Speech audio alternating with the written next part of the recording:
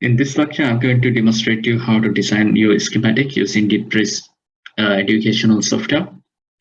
So if you open this schematic capture in DeepTrace, so it looks like this. Sometimes the color will appear in black. So if you want to change the color to the white color, so you can go to colors and change the background color. So I'm using white here. Now go to the tile titles and sheet setup. So you have to select the correct sheet size for your design. So I'm using A in this like A because that is enough for my sheet. And you can zoom it out or zoom it down, the designing using a plus and minus in your keyboard. And there are some other shortcut keys also available. You can type whatever the details that you want to explain in your sheet. Then other settings are just go to the view and you can change the scale, size. Either you can use the keyboard plus and minus, line width in your wires, and the units, millimeters or inches, mils, and enable or disable the grid and grid size. All the settings can be done from here. So once you have your sheet, then all you need to do is import the components. So importing components can be done using the filter. So the connectors and these power connectors can be done using selecting this components list and apply search filter. And you can find these terminals and add them there. So if you want to search for the ground terminal, that can also be found from here. So then drag and drop this ground symbol to there, so you can use it for later designs. All right, so we have several microcontroller devices available, components for this designing. So I will give you all the details of these components. All you need to do is just go to the filter and type the component name and search it, then drag and drop your component to your sheet. For example, now if you want to import the Atmega chip to this sheet, you can go to the search window and search for the component. So I'm now looking for Atmega 328P, so I can search my component in the filter. So if you're happy with the component that you want to have, you can stop the filter, and so you can just place the component. So in this design, I'm going to use this SMD version of the Atmega chip because SMD versions are easy to solder and desolder and ideal for prototype designs. So I'm going to place my microcontroller there. So then you can just type enter, just press escape. So then you can go away from that component select. So likewise, so all the component names are given. So you can use a filter and search window to search and drag and drop the components. So I will provide you all the names of all the components that we are going to use in this design, in this annexure. So you can use that to import the components. Remember that we are using the freely available components. You can either go to these individual components and select and find out which is the correct ones. So otherwise, if something is not here, you can search from the internet and find it out using ECEDA, or otherwise, if you're having some download, or if you're having any other schematic design, you can just copy and paste some other device from another sheet and paste it to here. So that is also acceptable. Or else you can just type any component and you can change the settings and you can change the footprint if you want to use using the footprint window. You can change the footprint to any one that you want to have. So that is all up to you. So I'm not going to cover that in detail. So remember that all the capacitors, inductors, and everything can be imported from here. The capacitors can be searched from using cap, and so the capacitors that I'm going to use is surface mount with the package of 0805 SMD capacitors, and the inductors and the resistors I can search it as res.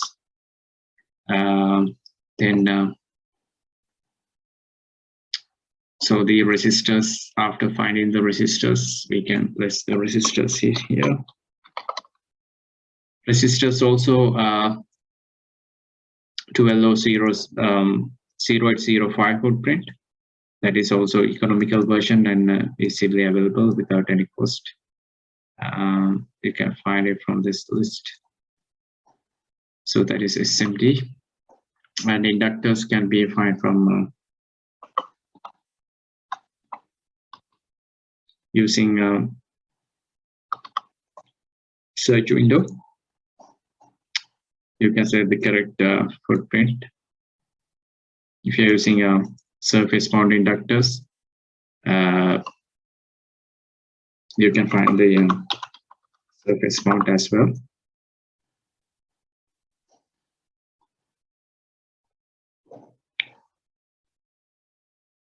So in order to search the inductors, the keyword is IND. So if you search inductors, so depending on the footprint size, you can find the required inductor. So I'm using 0805 surface mount inductors. So just drag and drop here.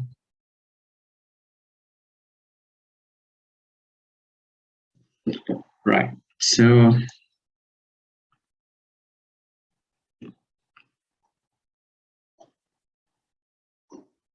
So if you are done with all the components importing to this one, so you can connect this things using the wire tool. So the grounds can be connected to the ground, and so VCC can be connected to the VCC. Likewise, remember, like if you're using this wire should be labeled. If you're using a VCC 5 volt, you can name it. So later you can use it for example. Now, if you do not want to connect it without a wire, you can do it like that. And if you're not using any pin, so you can right click on top of the pin and select not connected. And so if you need to use additional connector, you can just copy and paste.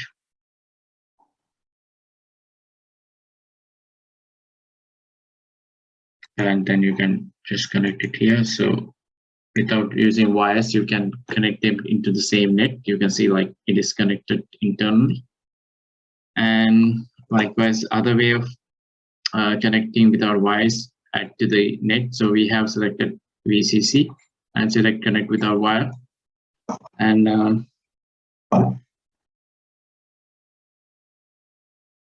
so that is how you're going to connect without wires. Or if you're not connecting, right click and select not connecting. And if you want to add to a net, select add to a net. And I'm going to use another net like ABC not. And okay, so without wire. So if you want to connect it to any pin, like if I want to connect this resistor to ADC node, go to add to net, connect without wire, and okay. So you can see now these two are without using a wire, they are connected, which is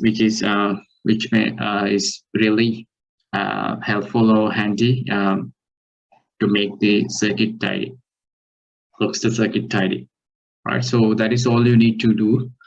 And so since I'm using an external crystal oscillator, so I'm placing oscillator, and I will show you how to connect this crystal oscillator for in this design. Otherwise, you can use the internal 8 megahertz oscillator available for ATmega 328P.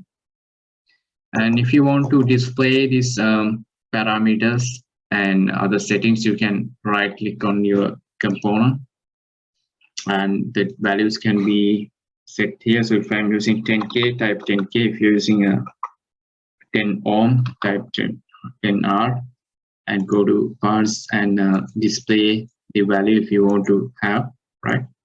So other than that, the other details like the manufacturer and all the things can be added easily. Go to the property window, manufacturer name, data sheets, and everything can be done here. So, and the if you want to change these footprints, you can just double click on the component and go to attach pattern and select the whatever the pattern that you want to change. If you want to change the pattern after the middle stage of your designing, you don't need to delete the component and again place a new one. You can go to the pattern window and go to the resistors, and if you want to change it to a 1206 footprint, you can select it there, and you can sometimes change this the connecting wires to the other locations, delete in and change, and pin numbers can be changed. Anything can be done in this window.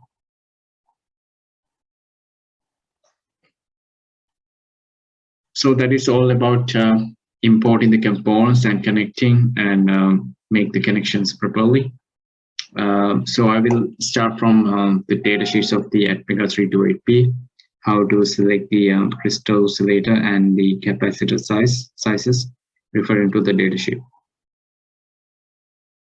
So this is how you're going to, this is the recommended design of your external oscillator. So in the data sheet, so you have to plug your crystal to XTL2 and XTL1 parallel to these two pins, and the capacitors in series with the oscillator and connect to the ground. So the values of the capacitors are depending on the frequency. So if you are using any external crystal from 8 to 16 megahertz, so the available capacitors that you can find from, is 12 to 22 picofarad. So that is available in ATmega 328P datasheet. So you can select that values.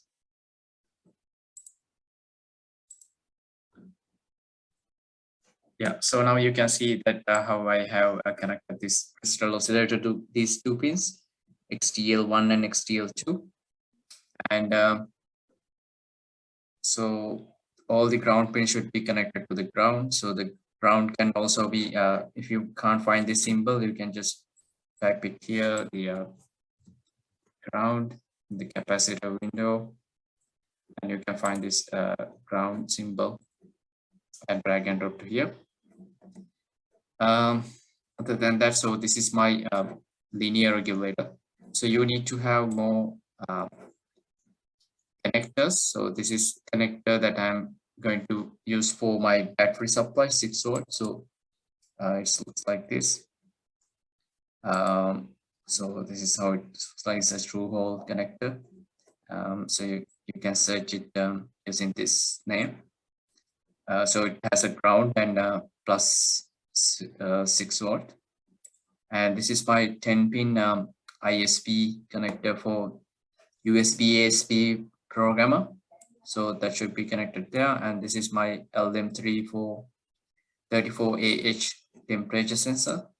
And this is my motor driver, and the output of the motor driver is connected again to a 2-pin connector. So that also looks like this. And so I will give you all the names of these connectors so you can use it for your reference. And all these are the devices. So you can, I have used one red LED for, in order if there's an error, so I can light this red LED. and there's a green LED when you're having the power to this board using your battery. So the green LED will be lit always when there's power. And so the inductors and capacitors can also be found in from here. So if you want to have capacitor, you can find capacitors. So I'm using capacitors, the assembly version. So the package is cap 0805, which is you can see is assembly version, so it is easy to solder. But I'm using here another electrolytic capacitor, which is 470 microfarad. You can see that is how it looks like, because in order for short fluctuations of voltage, so electrolytic capacitors are inexpensive, and so you can use surface mount. There aren't any, there could be surface mount versions as well, but I'm using a true hole one here. So rest of the capacitors should be selected depending on the manufacturer requirements of all these devices. So most of the devices that I have used with capacitors are 0805 version, 0805 footprint, which is which is economical and easy to solder and desolder. Okay, let's start with the linear regulator. So we have this MIC 5219 5-volt version. So this package is SOT 235 500 milliamp package.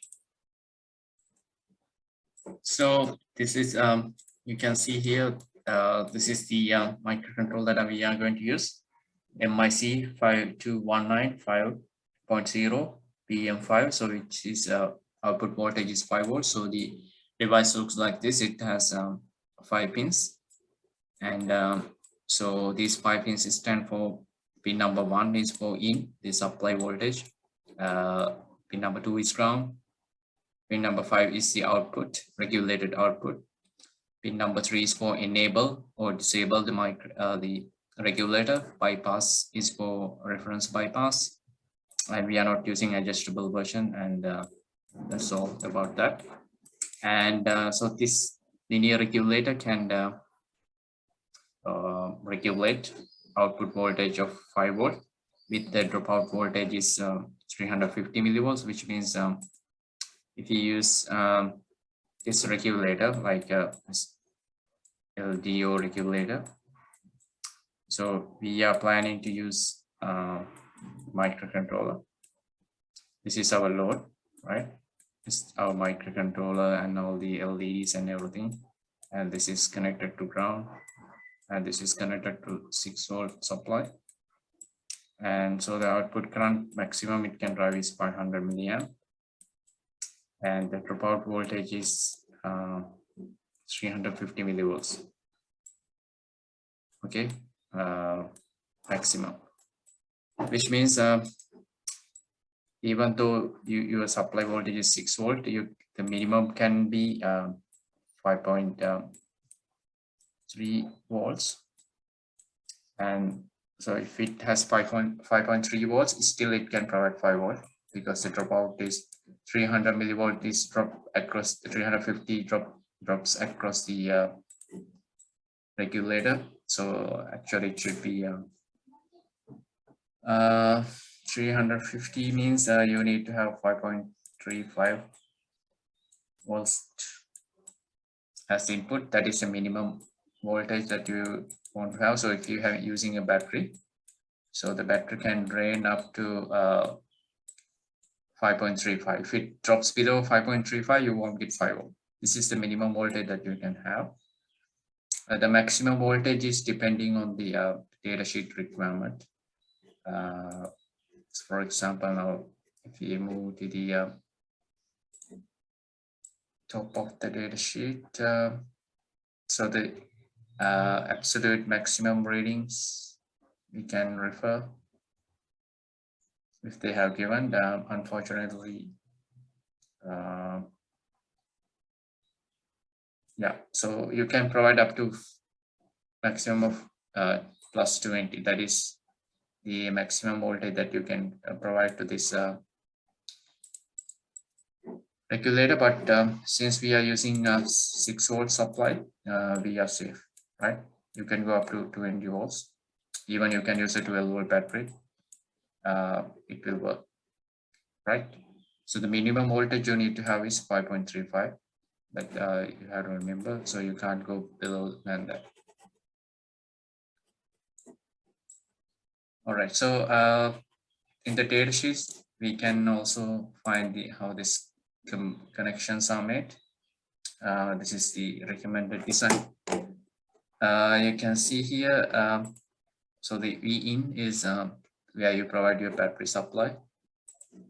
So you can draw your battery like this and connect it to the ground. And 6-volt batteries here, plus, minus. And enable if you want to make a switch or something like that in order to power this on, you can make a switch. But if you are not using anything to turn on and off this one, so you can just connect this one to the main supply in, so it will be always on. Pin number 2 is our ground and pin number 4 is bypass. You can provide 470 picofarad, and you have to select 2.2 microfarad tantalum capacitor. The selection of the capacitors will be available on the data sheet, so we can read that. But make sure you have got at least of 2.2 microfarad tantalum type capacitor at the output of the regulator. Right, so this is the how do you select the capacitor. So they have mentioned if you are not using the 470 picofarad bypass capacitor, at least 2.2 microfarad capacitor should be used. If you're using this one, the 1 microfarad capacitor will be okay at the output. So the ESR of the capacitor, the ESR is something like this, you know, like any capacitor. So we draw like that, but in practical, it is something like this. So it has internal resistance plus this capacitor. So this is called the ESR. So ESR is given in the data sheet. So at least you need to have 1 ohm ESR. If the ESR is low, if you use a ceramic capacitor or something like that, they have like a ceramic capacitors as ESR within 0.01 ohms. So that is very low. So that will cause some issues, which means like you want 5-volt nice output. But if you use a bad capacitor, if the ESR lower than that, so the output will be oscillate, right? So that is something called the stability. So it is which is out of the scope, but remember to use the correct capacitor type by referring to the data sheet. So the recommended is 2.2 microfarad tantalum capacitor with at least 1 ohm ESR. Okay, so we have to select the correct capacitor in our design. Okay, so now I'm back to my schematic design. So this is how I have it designed by linear regulator. So first I have connected a 10 microhenry inductor coming from the 6-volt battery. So that will low pass filter, which means remove all the high frequency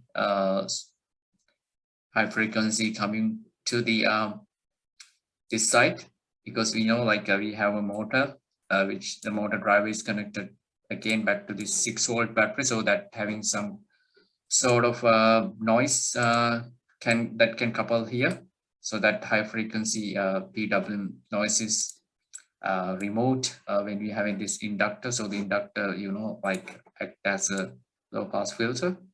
So that goes to the in of the LDO and enable this always true. And so this green LED in series with this 220 ohm resistor SMD LED will show that the power is available to the board. And so this is 470 picofarad capacitor recommended by the datasheet, that is 0805 footprint. And since they have recommended the ESR lower than 0.5, so I am going to use a additional 0.5 ohm resistor along with a 10 ohm ceramic capacitor. Make sure, like, if you're using a if you're just using tantalum capacitor with this 2.2 microfarad tantalum capacitor, the ESR should be less than 1 ohm, right? But I'm using a 10 ohm ceramic capacitor, assembly type, so the ESR could be in the range like 0 to 0.1 ohm, right? That is very small. So in that case, I have connected a 0.5 ohm resistor, so which satisfy the requirement. So that is also acceptable in most cases. If you can't find a tantalum capacitors are expensive. Sometimes the ESR is not within the range that we desire. You can use a ceramic capacitor. Make sure this ESR is very low, and you can connect the required resistance in series with this capacitor. So that is now the we having this regulated 5 volt supply coming from here. So I have used this power connector VCC1 showing like this is my power, so I can use it for any other purposes as well. So this is my 6 volt supply and all are set now. So I can show you how to use this these connectors or this net ports. So you can just type something like the VCC, or that will give you something like that, or you can search like power, same like we have done using to find the ground.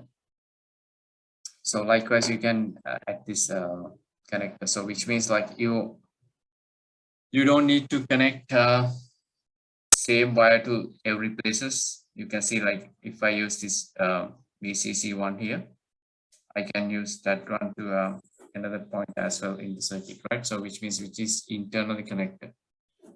So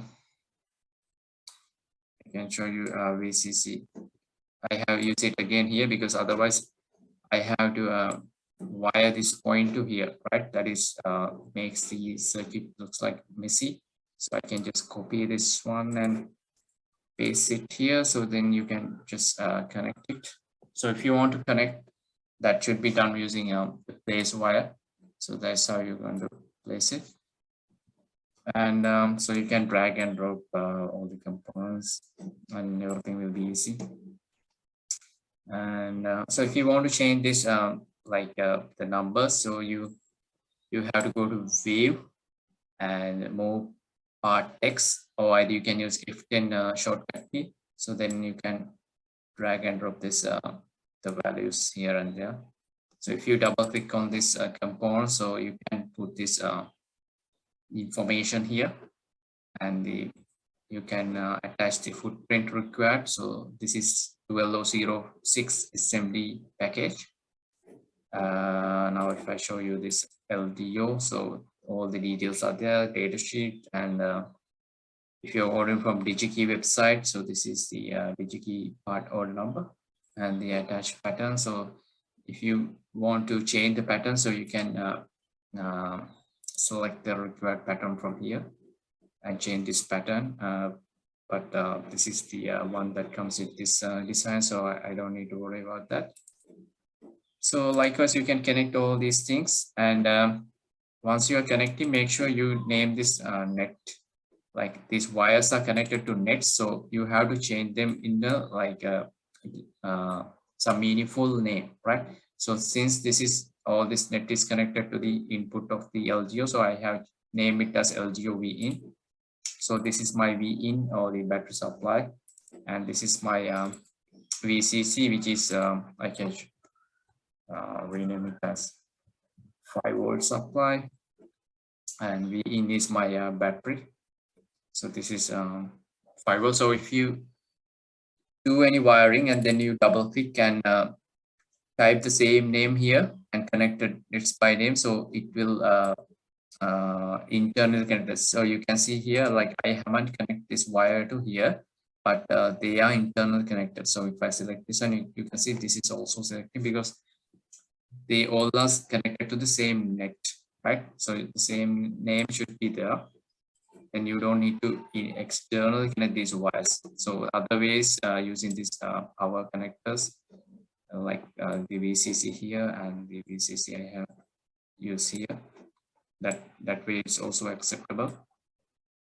Right, now we can move back to the our microcontroller. So I have shown you how to connect this external crystal. So the supply to this microcontroller should comes with VCC. There are two VCC pins. So I'm using two capacitors. So 100 microfarad, this capacitor is for buffering, which means like for short-term fluctuations, it can deal with, because there's a motor driver. So the motor driver will, you know, like this, even though you have this 5-volt supply, there could be some bumps ups and downs, but this capacitor will smooth it out and keep this 5-volt always there. And this 0.1 microfarad capacitor is to remove this any high frequency signals coming from there, so that will remove an low pass filter, right? So that's why we are using two capacitors. This 100 microfarad capacitor alone cannot it can do some high frequency filtering, but this guy, because it has some sort of ESR, this guy has a very low ESR, so which is more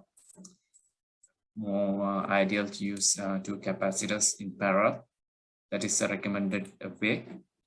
And so the data sheets recommend to use, if you be using a VCC, we need to use a low pass filter, because this VCC is for digital signals that can cause some kind of high frequencies.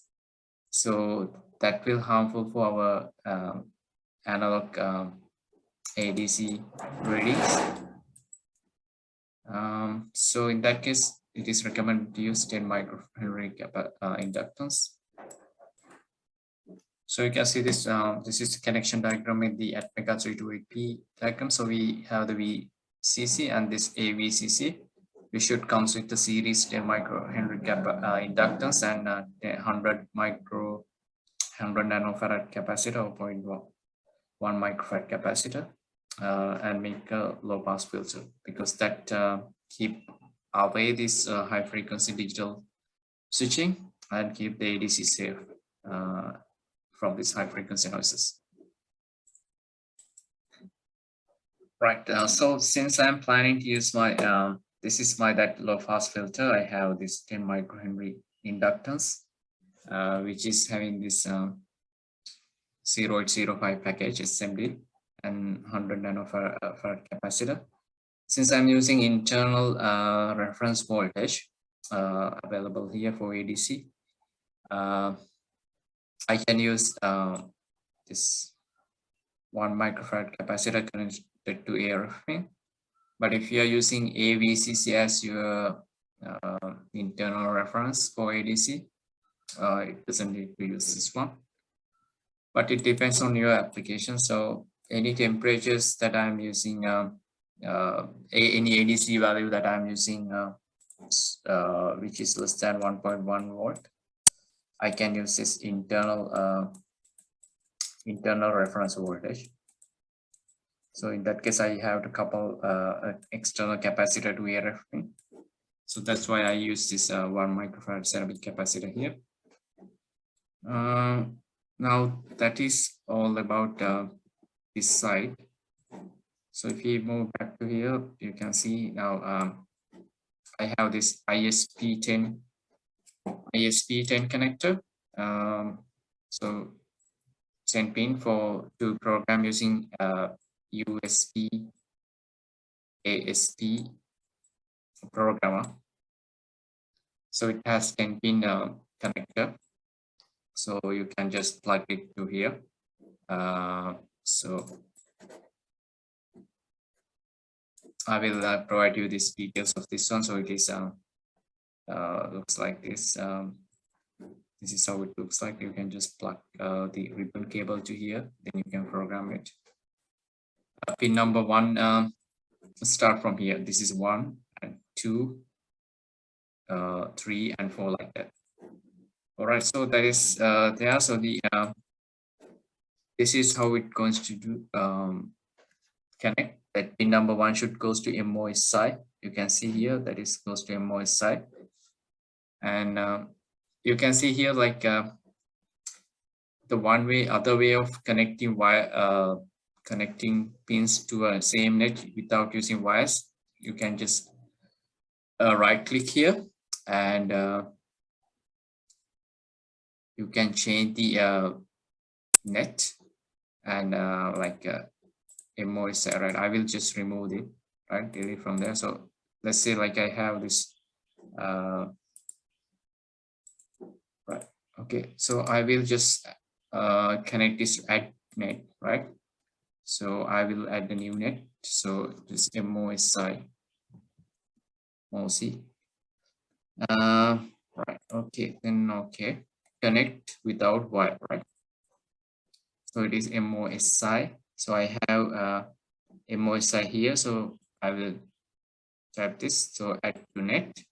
So then I can select the MOSI, because since I have already entered that name, it should appear here, and make connect without wire. So these two are internally connected. So without a wire, it is connected, right? This is how you're going to do. And pin number 2 is the plus VCC supply. And pin number 3, 4, 5, 8, 10 are all connected to ground. And pin number 5 should be goes to reset. And pin number 7 is clock. You can see the clock here. And MISO is pin number 9. So that is ISP programming port. So this is how you burn your hex files to the microcontroller. And you know, like when the microcontroller is powered up, the reset pin should be pulled high. If you want to reset, they should be set to 0. So one way is, if you want to reset the microcontroller, you can make like a pull-up resistor and set it lower. This is your switch, right? So this is 5-volt supply, and you can connect this to reset this 10K resistor. So that is always reset is always at 5-volt. If someone presses this switch, all the microcontroller, this voltage becomes 0 and the microcontroller will be reset. But I'm not using that in here. So if you want to reset your microcontroller, you can add a switch somewhere here, which is connected to the ground. A switch which is connected to the ground. So you can reset your microcontroller by pressing this. But I'm not showing that here. Then I'm using this red LED to show any error. If there's an error, I will light up this red LED if something goes wrong in my system. And now I'm moving to my motor controller, so the L298HN. So if you refer to the datasheet, I have already explained how it works. So I'm using only one side of the driver, so it is connected to one motor. I'm not using this other side. So IN1 is I have connected to a one digital pin, which is PD0, and IN2 is PD1. By enabling this is to ones and zeros, I can change the direction of the motor. And ENA is connected to the OC0A, which is my 8-bit PWM driving pin is OC0A. So I am using here to generate a PWM to control the speed. So if you're using a different microcontroller, make sure you are connecting to the right PWM pin. If you're using Arduino, also connected to a PWM pin, this ENA. As you can see here, like some pins are not connected. So if you are not using this connect pin, so you can just right click here and just type not connected. So it is not connected to anywhere.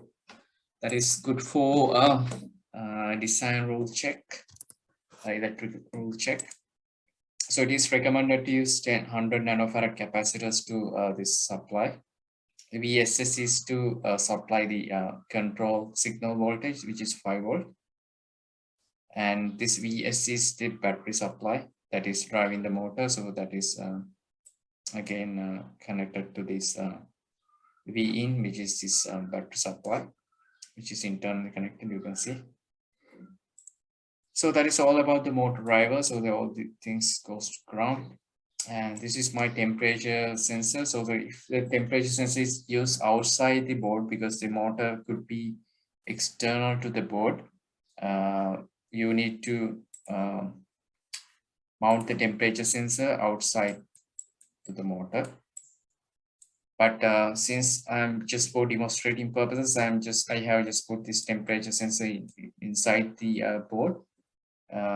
So otherwise you can have the sensor here. You can drive this 3 supply voltages, which first one is 5 volt, another one is ground, and the temperature ADC reading can be read using the other wire, which can couple to your ADC channel.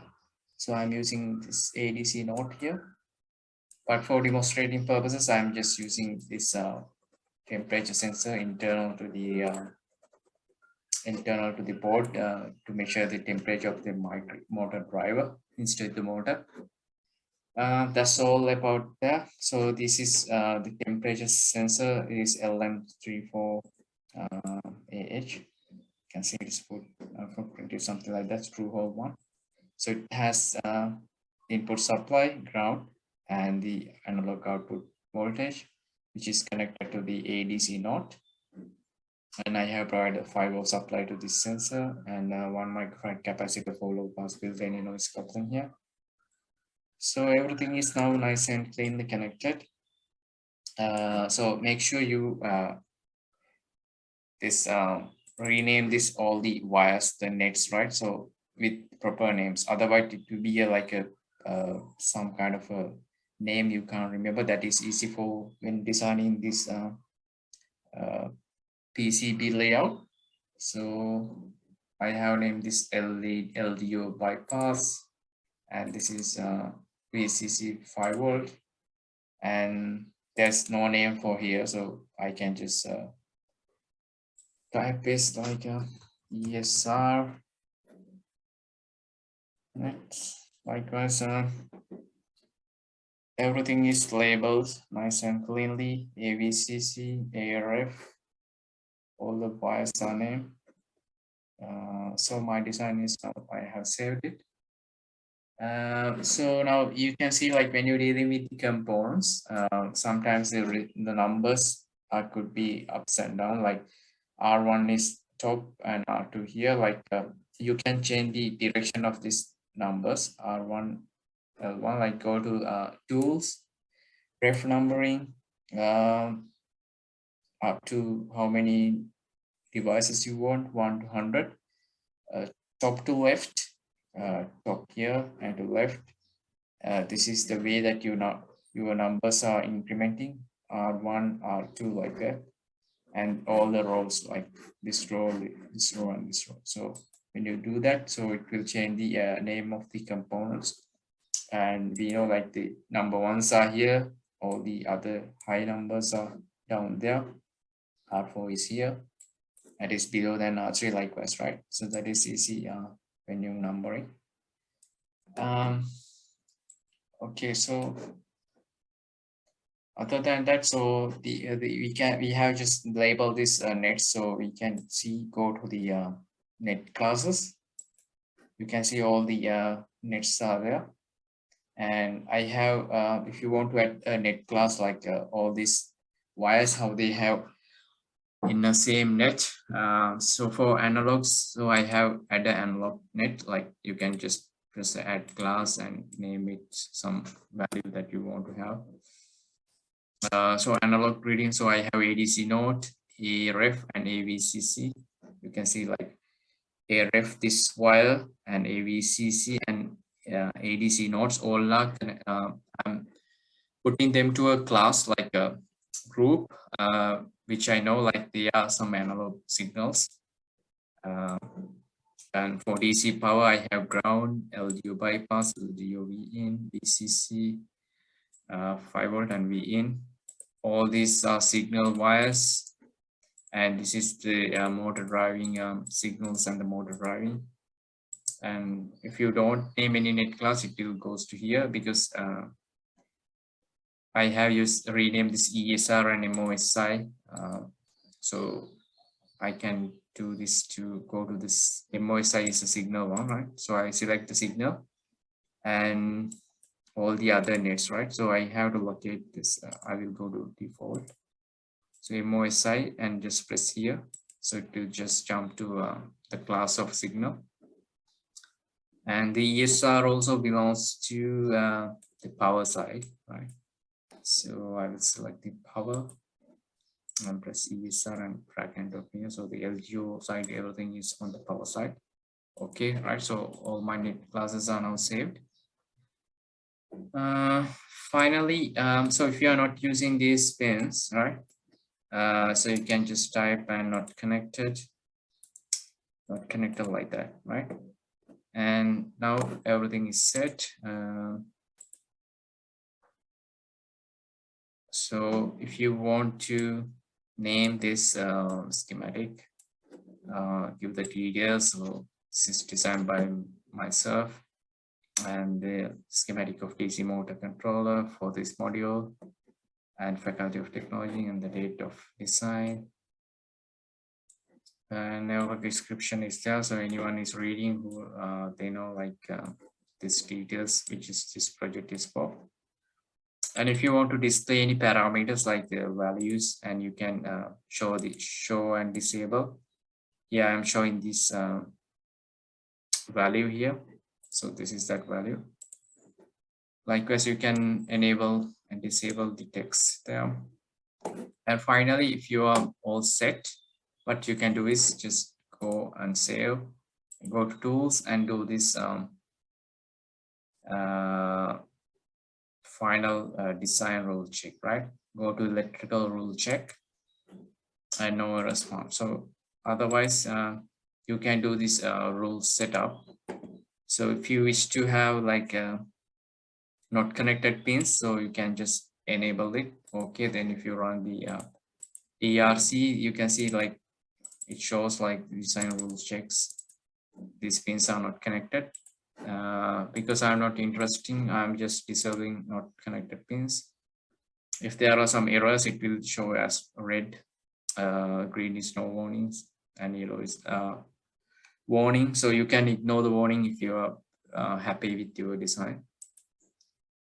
All right, so if there are some troubles in some pins, like I had a trouble in this output pin. So if there's a trouble, you can go to properties and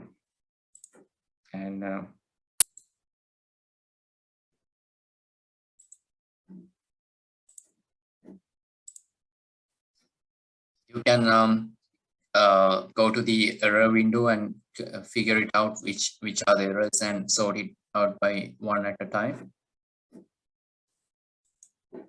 Right, so if you want to flip object, like let's say like I have select this one, I want to flip this, so go to flip horizontal, so you can change the direction. If you want to vertically rotate it, vertically can be done. So if you want to do any changes to any component, so you can right click, go to properties and go to attach pattern. So if you want to change the numbers, so if there is any error like pin number 1 or 2, you can just click, and even you can remove it from this disconnect and connect it manually. And you can let's say like you having a different device, right? So you want to use a different footprint, so you can use this copy and paste this one here. So and double click attach pattern. So I'm just using different names. So like pin number 1 is my in or something, and likewise you can do any changes. You can remove this from there, and even you can change the pattern if you want to have like let's say if you want to have a SOT 23 different package, so you can select anything, any one that you want to have, right? So that's how you're going to do any changes to your component as well as the footprint. If there is any changes that you want to have, so that is very useful. Since I'm not using this, I'm just deleting. So one more thing I want to tell you, like if there are some DRC errors, like when you're running DRC, so sometimes it shows like power pins are connected to signal pins. So in that case, you have to change these settings of the pin. So for example, let's say like I can delete this one for a moment. Now this is a power pin, right? But out is if it is used for, if you can just type and go to pin properties, right click and go to pin properties. If it was the output, and when you connect this one, so it was by default, it was output, right? So when you run the DRC, there's error, right? So error is showing like output is connected to power because this is a power line, right? So you can just delete this because you are now knowing like what you're doing. Pin properties, and you can either keep it undefined or passive or power, right? So I'm using power, so I'm just connected back to this stage. So it is connected to the same 5-volt power pin, and then you save it and do the verification. So there's no errors, right? So that's how you, if you're having the ERC errors, just check. Sometimes you can search on the internet and figure it out what kind of errors and how to sort them out. So that is all about the how to use the schematic capture. And so this is, make sure your design is tidy and nice and clean so anyone can read and understand. Every nets are labeled properly with the proper name and put to net classes. And sometimes you don't, if you are not, you can without using long wires, you can connect it using this connect them by without wires and using the same net name. Yeah, so this is how you like a basic schematic design is done, even in any product design, even in the companies. This is how it looks like. This is an industrial grade approach of designing schematics. So I will meet you with a new video how to use this schematic file to design a PCB. I'll convert this schematic to a PCB and work on your finalizing PCB, right? So this is the end of this lecture. I hope it was useful for you for your assignments and your projects. Thank you for listening to this video tutorial, and hope to join you with the section number 2, which is the PCB layout design.